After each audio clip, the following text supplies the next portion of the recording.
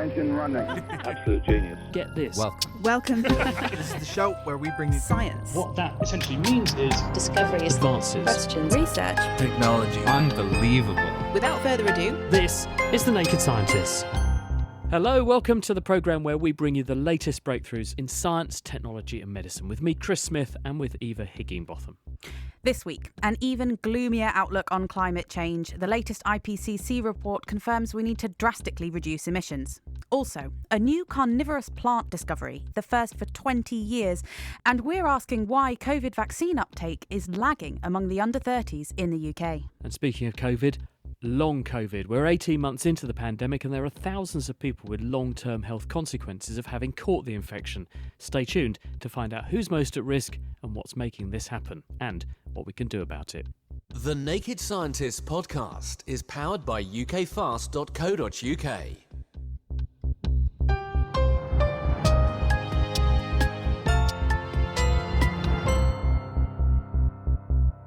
This week, as wildfires have wreaked havoc in Greece and California off the back of recent floods in parts of Europe and a heatwave across the western half of North America that saw temperatures touch 50 degrees Celsius in Canada, the message this week from the IPCC, the Intergovernmental Panel on Climate Change, was extremely chilling.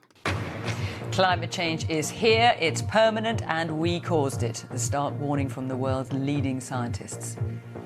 Within 2 decades, temperatures are on course to rise by more than 1.5 degrees Celsius above pre-industrial levels, bringing heat waves, droughts and floods.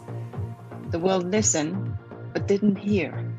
The world listened, but it didn't act strongly enough. And as a result, climate change is a problem that is here now.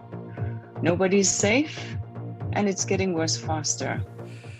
Well, Imperial College's Yuri Rogo is one of the authors of the new report that spawned those sorts of headlines. And I wanted to know what has changed since the last such update was published. That was back in about 2015.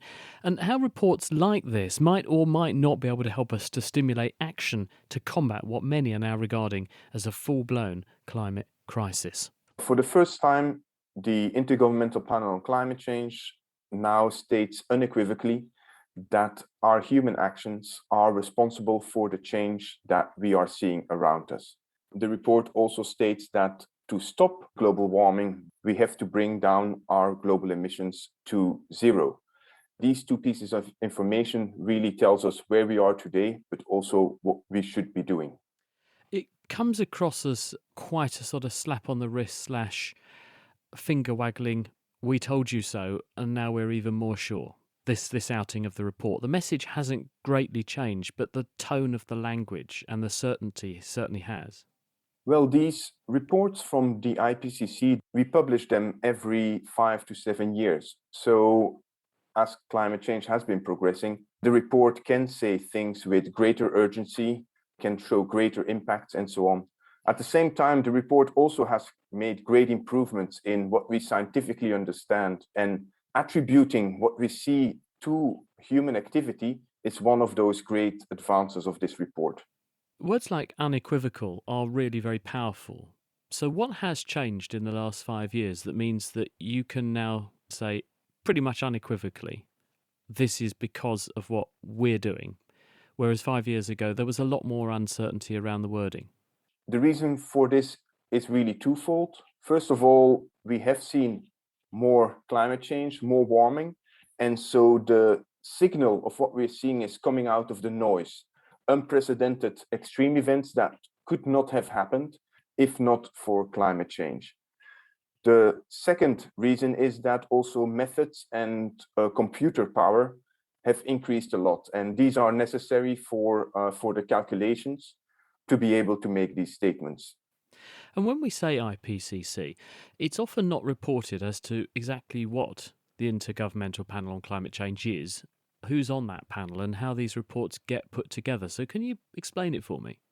I'm an author for the IPCC, but the IPCC are 195 countries, all the countries pretty much of the United Nations. And these 195 countries, they come together, they commission reports, and then the scientific community, we are producing those reports following a very rigorous, transparent and open process that runs over many years. For example, this report, we prepared roughly 3 years for it. We answered more than 70,000 review comments. The report then gets signed off sentence by sentence by those 195 countries, which makes these reports very powerful in the political arena. Yes, indeed, because obviously having buy-in from all those different member countries means that it's relevant to a global community. But is not part of the problem there are some countries that are accounting for a disproportionate amount of emission, and the report doesn't point fingers. It's very smooth in its language around human activity.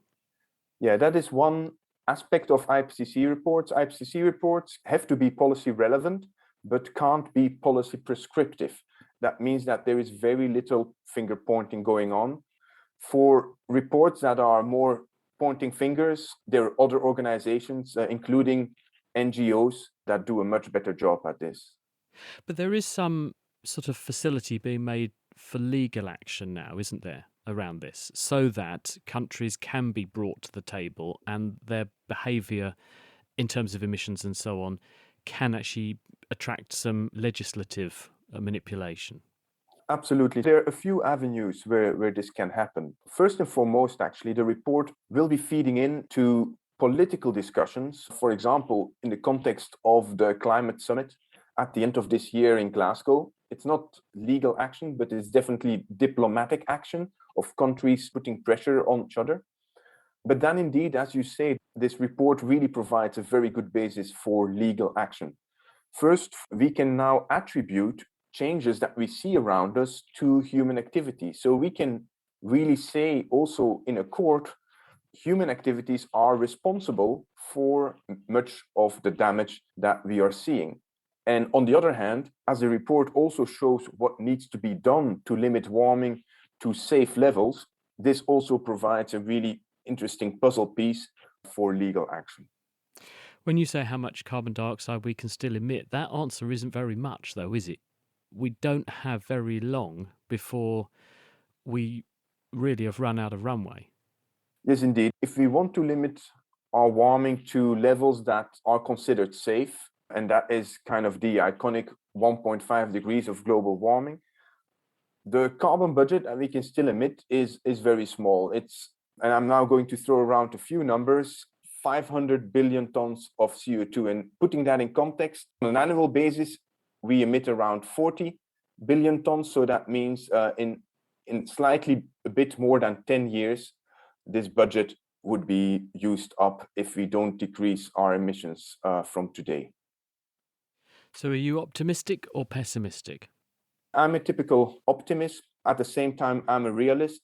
While I know that it is necessary, while I know that we can do it, and for example, the great efforts that have been done during the COVID pandemic show that if the need is there and if the will is there, change can be implemented very rapidly. But I'm also a realist, and in my own research, I research where emissions are heading based on the promises that governments have made today. And that really shows that we are not on track to limit our global warming to safe levels at all. By mid-century, we would be well beyond all the global goals that we have set ourselves. So I also see that side of the coin. So no more time to delay. That's the message, isn't it? Thanks very much to Yuri Rogo, who's one of the authors of the latest IPCC climate change reports. To plants now, and Thomas Givnish from the University of Wisconsin-Madison recalls playing in the pine barrens of New Jersey as a child amidst an off-white yellow flower perched atop a long, green, hairy, sticky-looking stem. Decades later, the previously documented Triantha occidentalis has been redesignated as a carnivorous plant, the first to be found in over 20 years.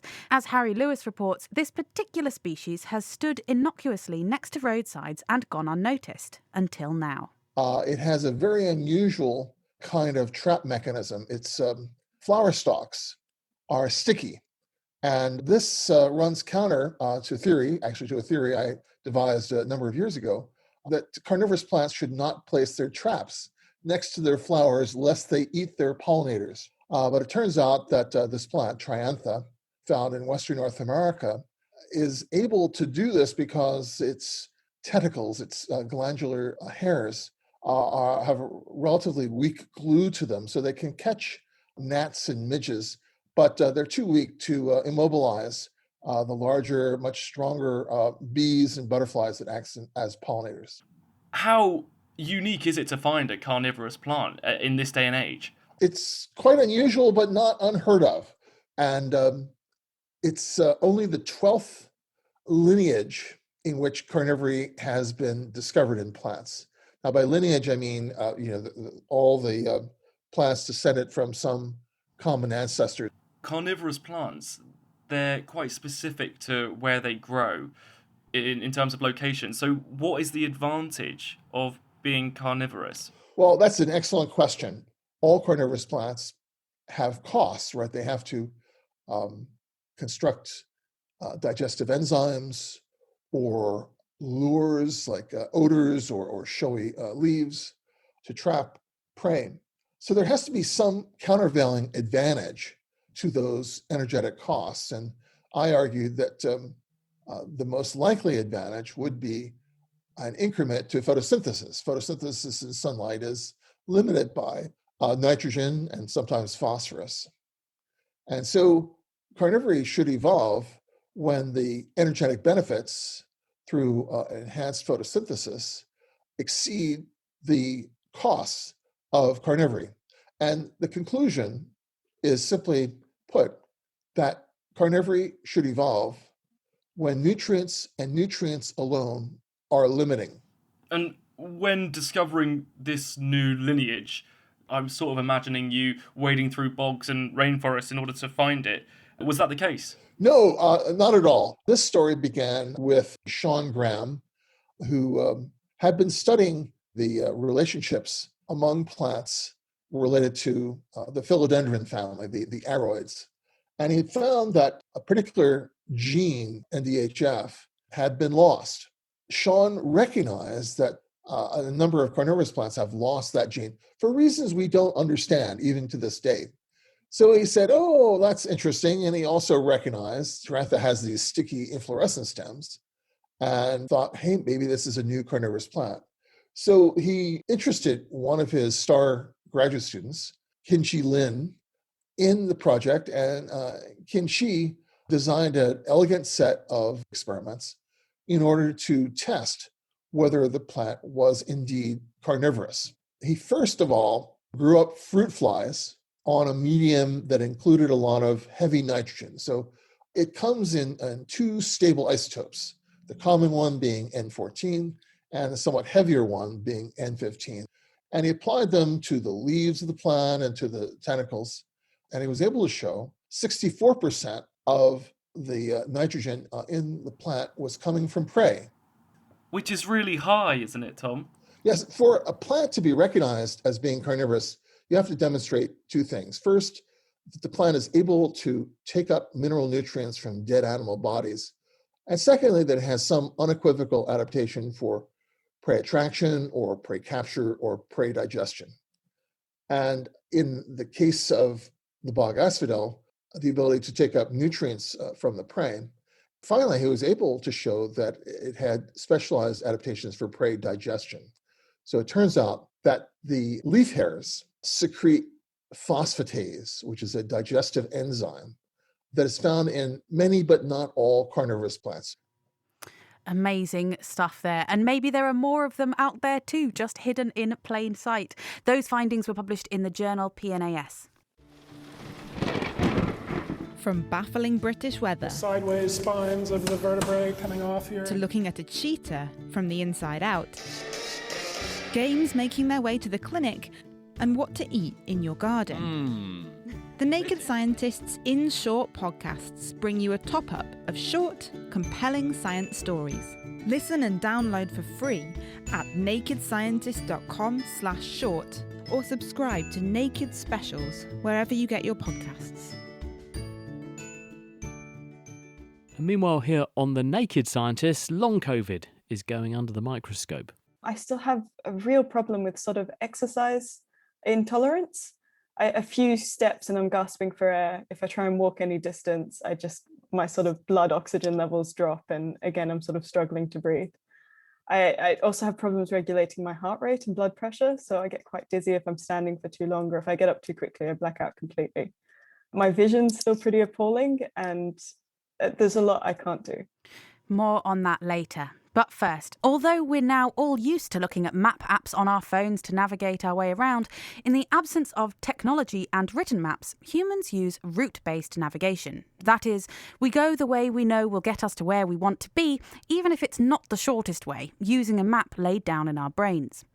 Now, researchers at Oxford Brookes and the University of Texas Austin have shown that black howler monkeys, thought of previously as having low cognitive abilities, appear to use the same mental map strategy that we do.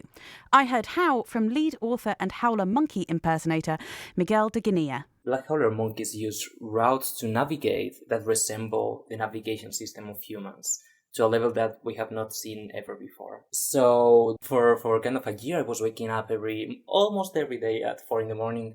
to follow these guys. We were following them 12 hours a day.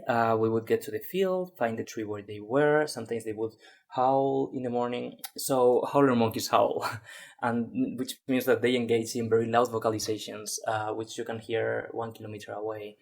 Can you do an impression of one? How do they sound? Well, I think I can do something like that after hearing them so often. It's something like... It sounds terrifying. It's kind of terrifying. It resembles a lot like jaguars. It's very intense when you hear it in the jungle the first time. So then we would find them in this tree, and then we would follow them for the rest of the day. They would be foraging, socializing, having encounters with other groups, and then they would go to their sleeping tree, and we would go back home to the research house and go back again for the sunrise the next morning. So these monkeys wouldn't travel long distances, but like maybe in between 300 meters and maybe 800 meters. The thing is that this area is very slopey. It used to be a Mayan city, and on top of this ancient Mayan city, there is a forest. So there are several changes in elevation that we have to deal with when we are following the monkeys. They navigate in the canopy, but we move in the ground. So we are all the time going up and down cascades, Mayan temples. So it's sometimes very daunting, very challenging to get there. And what did you find? We found that they do rely on routes very often. It was very clear since the beginning that they were using the same routes. But the thing is that they do manage to move very efficiently in the forest. So when I was analyzing the data, I was like, this is not just it. It's not that they're using these routes. So I was like, there is something going on with the structure of these routes, because they navigate in a very straight line, despite of like using pre-established routes. Then what I decided to do is to say, okay, so how would a monkey move if it had no cognition? And I simulated movements using an algorithm to just compare. And then what we found is that the observed monkeys, they develop this set of routes that are highly efficient. So it allows you to navigate in between any location in the area that is highly relevant to any other location using a very short path. So they do develop this set of routes that are highly efficient, and that's why it seems to me as if they were navigating in a metro. So they just had the metro network in their minds, and they just use it to navigate. That was Miguel de Guinea from Oxford Brookes University, and that paper has just been published in the Journal of Experimental Biology. Now, the UK's vaccination programme against coronavirus has arguably been one of our successes for the pandemic, and very high vaccination rates are what has likely led to the dramatic turnaround in COVID fatalities that we've seen. But as younger age groups have gradually become eligible to get vaccinated, that uptake has slowed down a bit. And at the moment, as many as 3 in 10 people under the age of 30 have still not received their first dose of vaccine. That's about 3 million people. In other words, a significant number to fuel a big outbreak. Sally LePage asked University of Edinburgh public health specialist Linda Bold why this might be happening. If you look at the 18 to 29-year-olds in the UK, around 72% of them have had a first dose of the vaccine. And you can see that in people in their 30s, it's significantly higher. We're looking at about, I think, 80% at the moment, and higher than that in people in their 40s. What I would say, though, there are some caveats around that. Although there are a number of 18 to 29-year-olds who will have been eligible for quite some time because they've got an underlying health condition, there are others who only relatively recently have become eligible, earlier in the summer, for example. So it's natural that they would have a slower uptake. But what I would say is striking, and I've been looking at the figures very closely over the last, for example, month, the rate of increase is slower than it has been for older age groups, and that does cause me some concern. Why do you think uptake has been so low in younger groups if it's not just a matter of there hasn't been enough time? First point is we could do better, but let's face it, over 70% with the first dose is not bad. So credit to the young people who've come forward. That's absolutely brilliant. Main reasons for not taking up the vaccine are the first one would be convenience and the fact that they may not be in their locality, know where they can go, or the vaccines may not be as available to them. Especially as I imagine more young people are likely to move house more often. Certainly I was. So having to change GP surgeries all the time is another thing on top of that. Well, that's right. And with students, with university and college students, that's a big issue, you know, registering with another GP. The other point, which is probably the main one, is that young people don't see COVID-19 as a direct threat to their health. You're right. I mean, as a 29-year-old, I remember a good period in the spring and early summer where everything was opening up. We were told non-essential retail, that's safe for you. Workplaces, pubs, museums, even small gatherings inside, it's all safe, even though I hadn't even been offered my first dose of the vaccine because of my age. If it was safe then, why do young people need the vaccine now? Well, that's the thing. I think the communication has been mixed. The key thing is that we know that COVID is still in the community, and it was there at that time when other things were opening up. But the comms has been complex, and to try and communicate relative risks by age is quite a difficult thing to do. And perhaps we forgot that young people needed to be protected as well. The other thing from a scientific point of view is long COVID. The evidence on that is accumulating all the time. And we now know that younger people are also at risk of long COVID, not as much as older groups, but they are. And then the third point is younger people are more common consumers of social media than particularly much older groups. And that's where a lot of misinformation about vaccines exists. And I think young people may be seeing more of that misinformation than older groups. Now, obviously, COVID isn't the only public health issue that has ever existed. Have there been any successful initiatives in changing public behaviour in past public health issues? Oh, there's loads and loads. Reducing rates of smoking in young people, where people have come forward and recognized that reducing smoking in indoor public places, or encouraging people to take up the offer of a quit campaign. Those are things that we can do. So behavior change generally, I think, has some basic principles: clear evidence-based communication, accessible, affordable interventions, whether that be a vaccine or a treatment or a counseling option, whatever, and also changing social norms. So I think there's things we can learn from other aspects of public health. And then the final one I would say, which is a bit of an outlier for vaccines, is even incentivizing people to come forward to take up a public health intervention is something we've done, actually tried and tested. Yeah, you mentioned these vaccine incentives. We've seen recently things like discounts on takeaways and taxi services. But there are also, I suppose, non-vaccine disincentives, so making it harder for people who aren't vaccinated with things like restriction on travel. Which tends to work better, carrot methods or stick methods when it comes to changing public behaviour? Well, it's very interesting because there's at least one study on this for COVID vaccines. And actually, interestingly, in that study from Germany, for younger groups, they were more motivated by not being able to do things, not go to a pub, not being able to go on holiday, etc., if they were not vaccinated, than by winning a prize or having the option of an incentive. And internationally, the need for vaccine certification is something we're just going to have to live with for travel. And I think for young people, actually, that is a motivating feature. Whether we do it much to get into a nightclub or other aspects of social and economic life, I'm not so keen, but I do think it has its place. And we're going to hear a bit more about some of those long COVID effects that Linda was talking about later on in the programme. That's coming up next. Linda Bald there. Much has changed for business owners, managers, and staff recently. But with over 30 years' experience in telecommunications, award-winning independent company Spitfire have the expertise to make sure you stay ahead and can keep on innovating. Whether it's connectivity, MPLS networks, firewalls, or phone systems, Spitfire can help. To find out more, go to spitfire.co.uk. That's spitfire.co.uk. Spitfire, telecoms and IP engineering solutions for business since 1988. Music in the programme is sponsored by Epidemic Sound. Perfect music for audio and video productions. And for the rest of the programme this week, we are going to look at long COVID. These are long-term symptoms that some people describe in the aftermath of an acute coronavirus infection. They include breathlessness and extreme fatigue, heart problems, cognitive issues, diabetes, and some people have even developed neurological syndromes.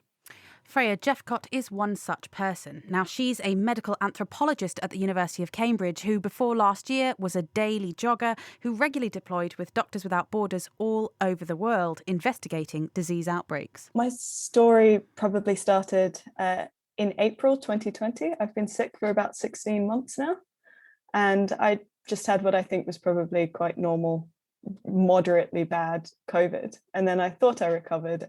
But actually, since then, I've just been hit by these big waves of different symptoms that have been really quite debilitating. I still have a real problem with sort of exercise intolerance.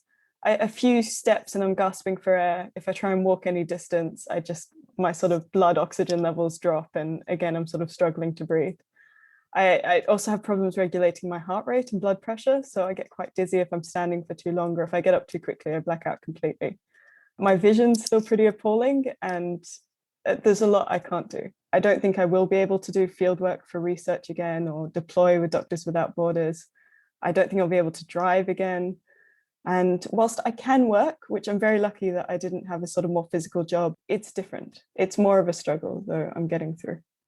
So, this week we're speaking to the experts to try and unpick what the latest science says about this condition and what research is ongoing to try and help people like Freya. First up, what are the latest numbers on who is getting long COVID and what the most common symptoms actually are? It turns out that is a pretty complicated question, with multiple concurrent surveys using different methods leading to different numbers.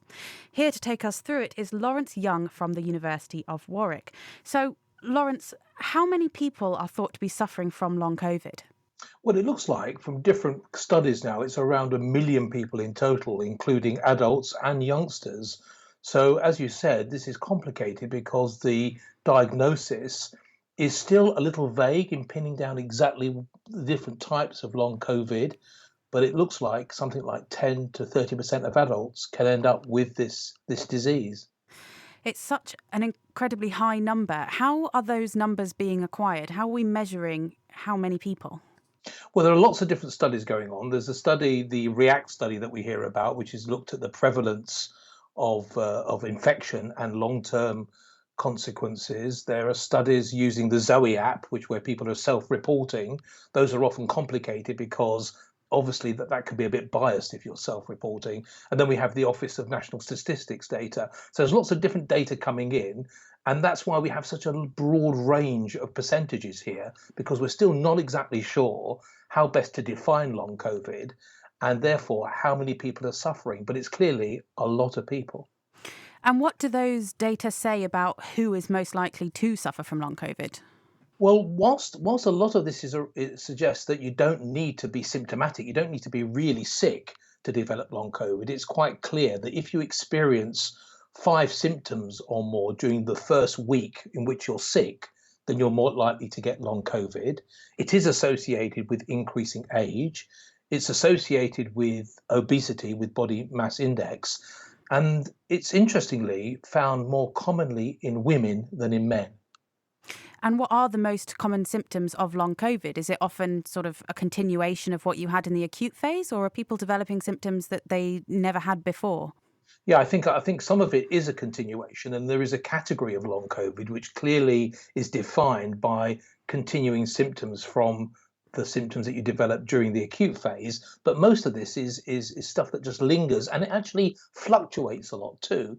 So it's defined by extreme tiredness and fatigue, shortness of breath, chest pain, joint pain, this thing called brain fog, which seems to be a very common feature of long COVID, where you have problems with memory and concentration, insomnia, heart palpitations. So I think this is a range of symptoms which makes defining long COVID quite challenging. And of course, we're still going through it. People like Freya are still sick 16 months later. But do we have any idea of how long most people might experience long COVID for? How long does it last? Yeah, well, that's something that, again, where the data is looking quite interesting. The data from the Office of National Statistics, which estimated about 1 million people reporting COVID symptoms for more than 4 weeks, also found that something like 385,000 folk had COVID-19 for at least a year. And that's the data that came through in June of this year. So it's likely that quite a significant number of people will be having one or more of these symptoms for a long time. And what about other viral infections? Because we hear of things like chronic fatigue syndrome that can be set off by things like glandular fever, as far as I'm aware. Is this really special to COVID, or is this something more general to other viral infections too?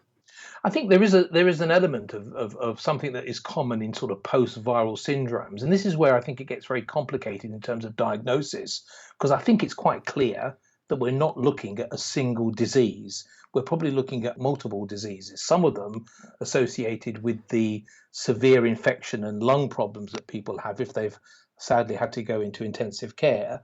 But a lot of the fatigue-related illnesses are very reminiscent of chronic fatigue syndrome. And so I think we and others are looking at that in detail now to see whether or not there is something very specific about SARS-CoV-2 or whether this is a general feature that we see with chronic fatigue. Thank you very much for making that so clear. Thank you. That was Lawrence Young from the University of Warwick.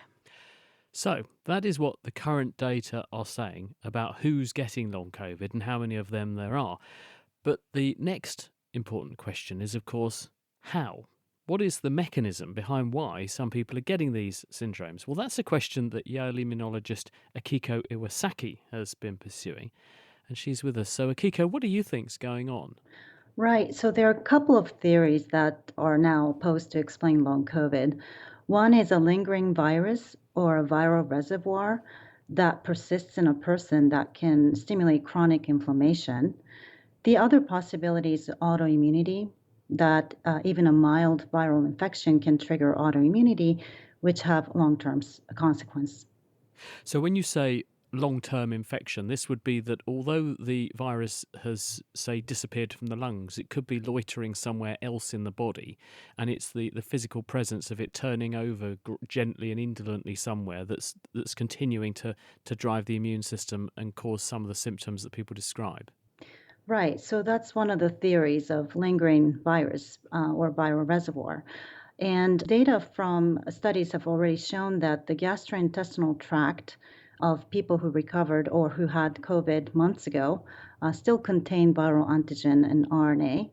And so it's possible that a reservoir like that, where we cannot capture the virus from the nasopharyngeal swabs or saliva, may still exist somewhere. The surprising thing, though, is that it's not everybody. Why would that happen to just a magic 10 to 20% of people who catch the infection and the rest would get rid of it? Right. That's a critical question that many of us are trying to answer.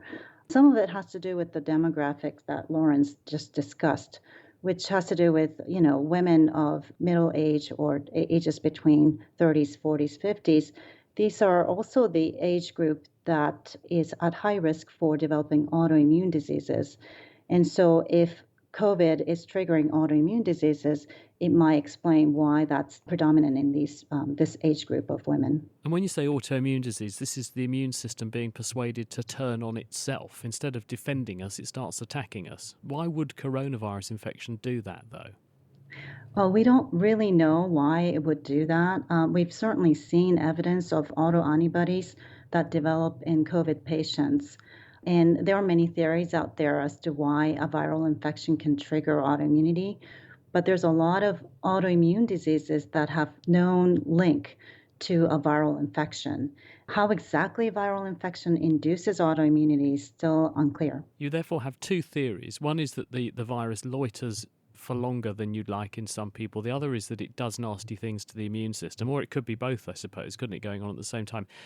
How are you trying to find out which it is? Right. So long COVID is likely a collection of distinct diseases. And we're trying to understand the underlying cause by casting a wide net, looking at immune phenotype and metabolic phenotype in people with long COVID. And so we are trying to understand how the immune response differ between long COVID patient versus those who had acute COVID but recovered completely. And does it? Well, so far, the evidence is still very premature, but we are seeing some distinct differences in people who have long COVID versus acute COVID.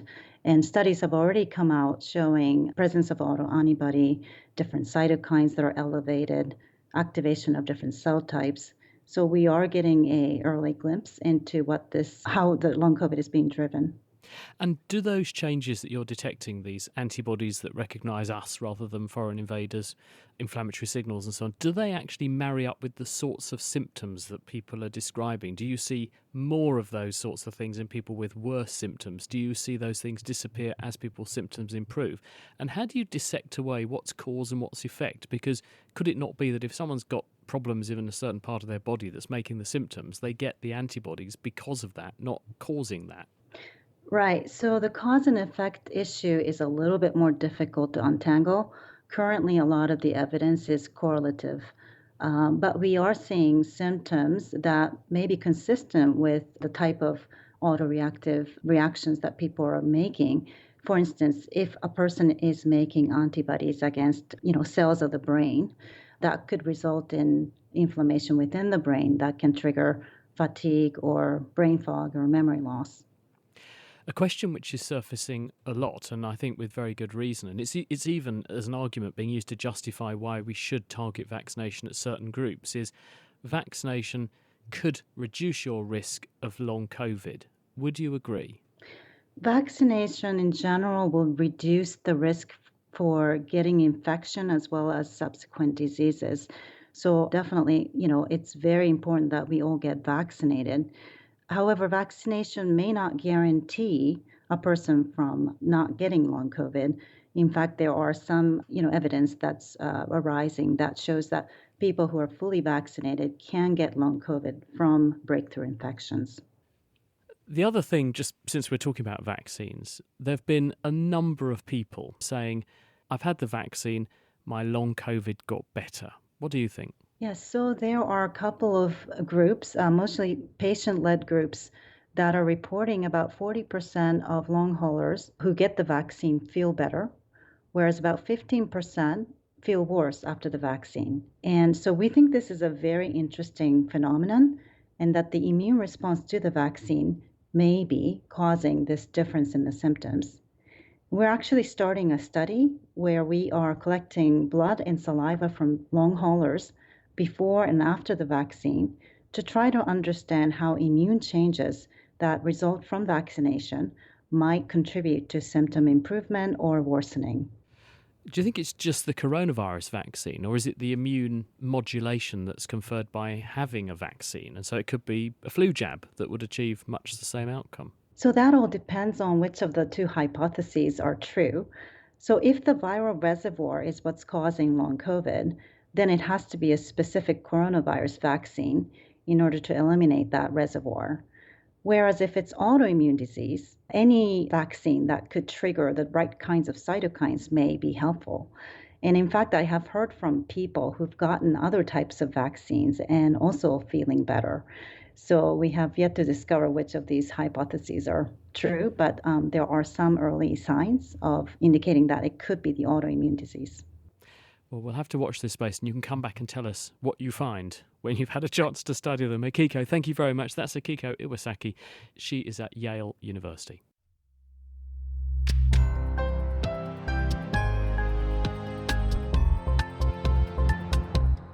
This week we are unpicking the science of long COVID. Coming up, we'll be asking, what's the best way to manage and treat it?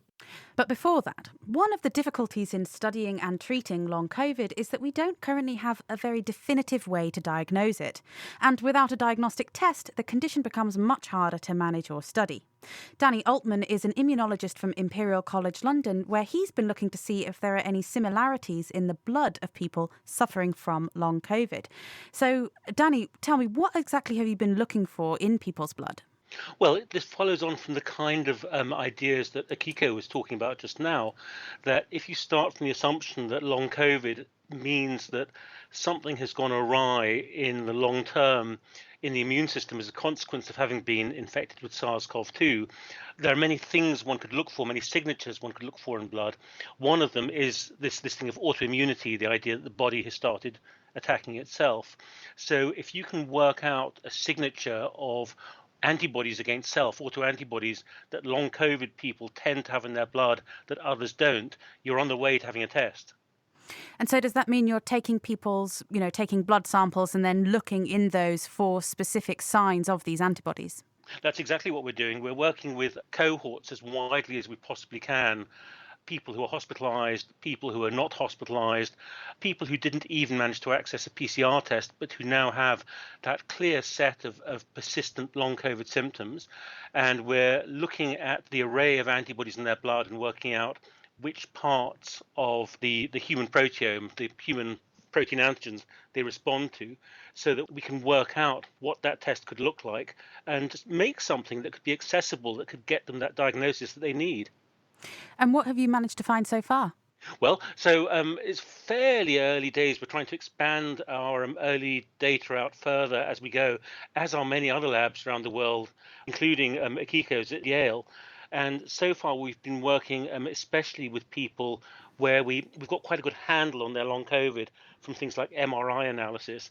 And we have been finding some signatures that are reproducibly found in people with persistent symptoms that aren't found in those kind of rapid recovery people.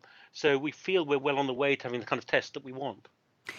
Do you think this kind of test, if you are looking for autoantibodies and those are causing the disease, could account for all the different kinds of long COVID that we see? Because there's such an array of symptoms. Yeah, well, long COVID is a very diverse and sort of scary business, isn't it, with many different possibilities. And in medicine, yes, sometimes we like to stratify things as much as we can and show all the differences. For the purposes of this initial analysis, we've kind of gone to the other extreme and said, let's be completely agnostic about all the different things that long COVID could be, and say if we simply put together our long COVID groups and our rapid recovery groups and our healthy control groups, are there any blood markers we can find that are useful? And so far we feel like we're winning, but I accept that down the line you may want to say, well, but could this be useful for telling the difference between a skin rash long COVID person and a brain fog long COVID person? And I'm sure it could be. And you mentioned all these different groups. Is one of the groups you're looking at the people who are actually asymptomatic for COVID, but now seem to have developed long COVID afterwards? Very much so. So to me, they're one of the most interesting groups, but they're also one of the most, everybody's desperate, but they're particularly desperate, aren't they? Because if you have long COVID, bear in mind, this isn't obviously just a UK problem, it's a world problem. So we're talking about something like 20 to 40 million people on the planet with long COVID, all trying to access care, all trying to convince their doctors they have a problem, and all trying to kind of get into that care pathway. Imagine how much harder that is if not only do you not have a diagnostic test for your long COVID, you can't even prove to them you had COVID in the first place because you were asymptomatic and perhaps people in your household had it or whatever. So, I'm especially interested in those people. And finally, if you did manage to make this kind of test, how do you think it could be used? Do you think it could be used to help predict who's most at risk of having long COVID for a really long time? I think, there are many nuances to be brought out of it, but in the first instance, I'd like it to be within that battery of tests that your doctor can order, as for other autoimmune diseases like diabetes or arthritis, where your local hospital can just do the test and say, yes, tick the box, this is long COVID, off they go to the long COVID clinic, let's try and help this person and do something for them. Thank you so much. That was Danny Altman from Imperial College London. Now, while research into mechanisms and causes of long COVID do continue, thank goodness, what can we do, though, to help the thousands, or as we've just been hearing, possibly millions of people who are already affected? Well, Mark Toshner is a respiratory doctor at Royal Papworth Hospital in Cambridge. Would you judge long COVID to be being well managed, or is this something of a medical Wild West? Yeah, it's a really difficult area right now, and I have a long COVID or a post-COVID clinic in Papworth, and if I'm very honest, I don't have an awful lot to offer patients right now, and it's partly related to some of the things Akiko and Danny have spoken about. There's a lot of very exciting science going on, but it's going on, it's active right now, and it hasn't drawn its conclusions, so that's really hard to then feed into clinical trials to kind of figure out which therapies might work. Well, you mentioned clinical trials. Surely that is the linchpin, isn't it? It's trying to dissect away who's got what, when, why, and which of their syndromes is caused by what mechanism. Because we seem to have so many different balls in the air. It's part of the problem is that we're being completely overwhelmed with information, and dissecting out what is going on for each person seems to be difficult. It's really challenging, and it's an evolving space, and some of this can actually be dealt with by the type of trials you set up, though. So for example, it's not very dissimilar to the situation when we first encountered COVID, and the best response to that was a trial called the Recovery Trial, where they were completely, and I think Danny used the word agnostic, and again, I'm going to follow that theme, agnostic to what's causing it, what the major players might be, and just have very big trials that are able to put lots of different therapies in depending on how the evidence changes. So I think there are some things we can do about that, but it requires a lot of funding, and it requires most patients, or a lot of patients, to be enrolled in clinical trials to clarify what therapies work. Are you tending to approach this then as a doctor who's saying, what symptoms have you got? And what can I detect that I might be able to fix? So rather than saying, you're labelled as long COVID and I'm going to treat you as long COVID, I'm going to treat you symptomatically and try and improve your function. At the moment, that's very much the case. So largely, we are restricted to looking for the things we know about and excluding coexisting or complicating diseases that have established therapies. But for most of the patients who have residual symptoms in my clinics, I don't have anything evidence-based to offer them at the moment.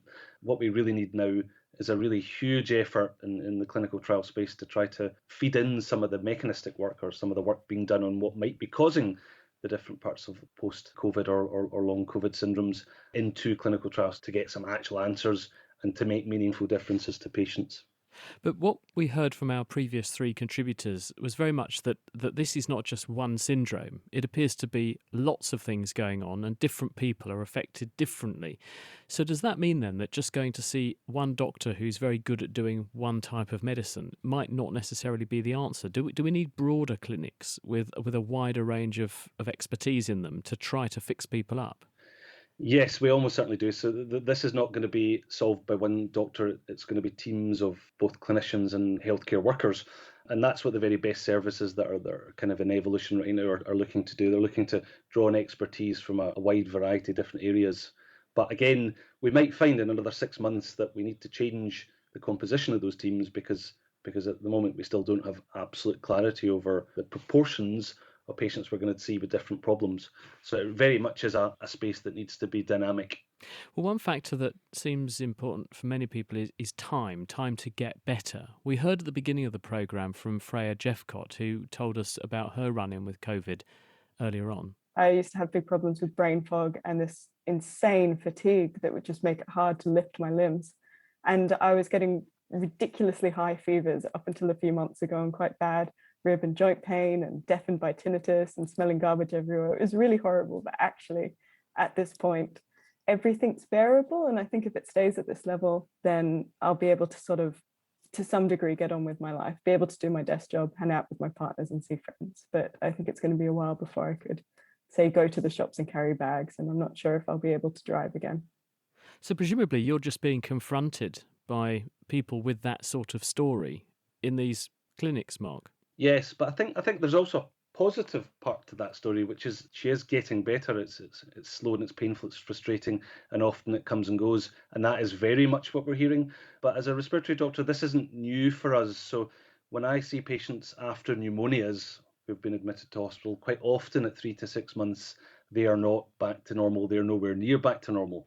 So the underlying idea of convalescent trajectories varying is well established. It's just that in COVID, we seem to have a really big burden and a huge amount of patients who've suffered from it, as well as a kind of very dizzying variety of potential new complications that we're having to unpick. So I think there is a positive message here, which a lot of the patients I see are getting better, and some of them are back to normal, but there's a big proportion of patients out there who still have a lot of symptoms, and we're really going to need to put a big effort into the research space to try to clarify why, and then to figure out if there's anything we can do to improve things for them.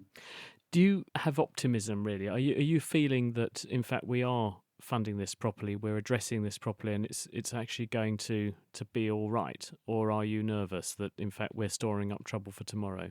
So I'm nervous because there are so many patients out there, and I think funding structures are slow. There definitely needs to be more money pumped into this. I'm optimistic because everything in the pandemic has been turbocharged, and research has really, proven its worth time and time again. And this is another scenario or another situation where research can give us the answers. It's going to be slightly more challenging because it is a complex set of different diseases. Yep. And it's chronic. So it's going to take us a while to get answers, because by definition, we're going to have to prove that treatments stick months down the line, not days or weeks. I think probably one question going through people's minds who are listening to what you're saying is going to be, well, I've got long COVID. What advice can you offer me for both the short term and the longer term? So my bias taking this is that you need to be pushing your centres to be enrolling and taking part in clinical trials, because without clinical trials, we won't get answers to this. There are going to be a lot of snake oil salesmen, and already there are, colonising this space. So just be really wary of anybody who tells you they know the answer. If they are pretty convinced and pretty convincing, they're probably not right, because there are no really good, well-evidenced treatments yet. And there are things that might work, but this space is going to be, just watch as people left, right and centre tell you that therapies X, Y and Z are absolutely going to cure your symptoms. I think time is going to be a big and important thing here. And if I was a patient, the major thing I'd be banging the door down is to see that clinical trials are actually set up and that you get a chance to contribute to them. One thing that is certain is that time is against us and it has defeated us. We must leave it there. But Mark, thank you very much for telling us what you're trying to do in your clinics to help people who find themselves afflicted by the condition we've been discussing this week, long COVID. And thanks to our other contributors, Lawrence Young, Akiko Iwasaki and Danny Altman. I'm sure that we'll be returning to this subject many times in the future, and hopefully every time we do so, we'll know a bit more. And for a complete change of direction now, Harrison Lewis has been racking his brains to help out our listener David with his question for our question of the week. Hello, naked scientists. My question is, how much of the brain is actual memory? I swear I used to be able to remember the answer to this one. I must have forgotten. Luckily, Amy Milton from the University of Cambridge has been on hand to remind me.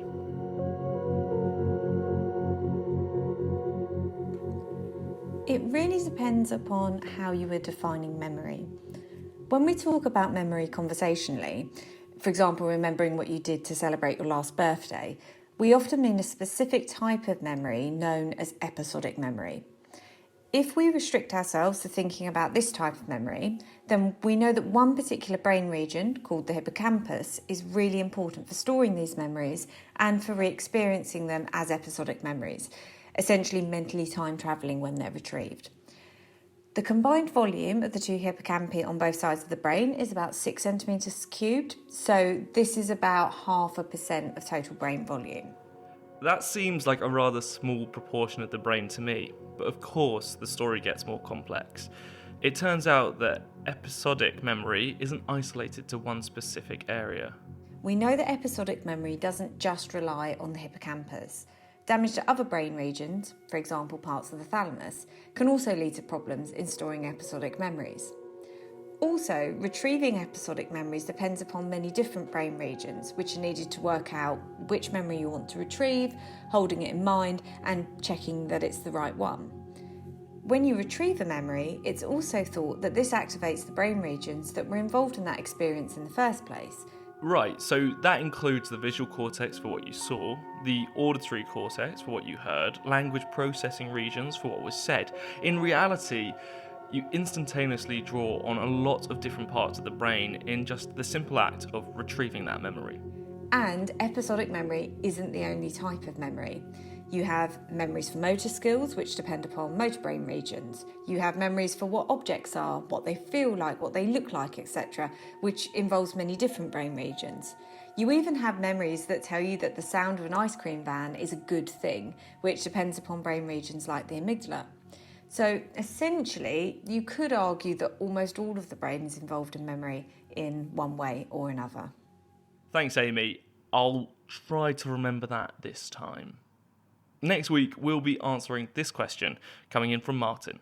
How long does it take for the food that I eat to become part of me?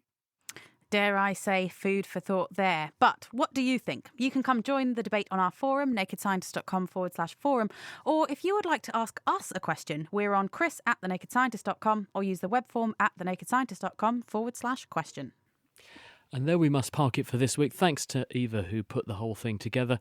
And now it's time for you to get in touch with your questions, because coming up, it's a Q&A show. You ask the questions, we supply the answers. From practical tips to avoid the insect apocalypse to plagues throughout history, we've got a panel of experts who are going to be answering. Get in touch, chris@thenakedscientist.com. Our programme comes from the Institute of Continuing Education at the University of Cambridge. It's supported by Rolls-Royce. I'm Chris Smith. Thanks for listening, and until next time, from all of us here at The Naked Scientist, goodbye.